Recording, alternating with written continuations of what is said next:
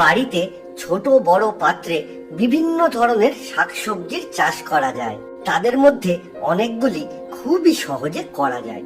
কোনগুলি দেখুন। বাজার থেকে কেনা পাকা টমেটোর বীজ থেকে চারা করে সেই গাছে প্রচুর টমেটো পাওয়া সম্ভব খুবই সহজে।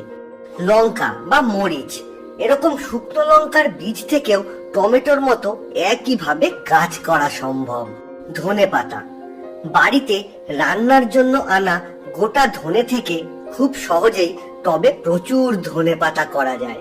পালং শাক, এটাও খুবই সহজে প্রায় সারা বছরই করা যায়, বীজ ছড়ালেই গাছ হয়ে যায়। উচ্ছে বা করলাও খুবই সহজে পাকা ফলের বীজ থেকে বা কিনে এনেও করে ফেলা যায়, এবং একটু মাচার ব্যবস্থা করতে পারলে প্রচুর ফলন হয়।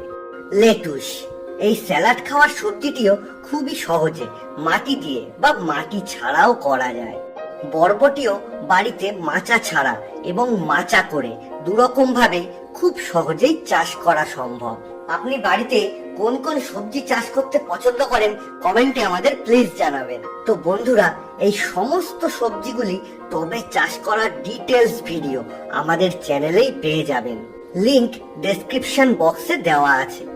তো আজকের মতন গুড বাই বন্ধুরা, সবাই ভালো থাকবেন।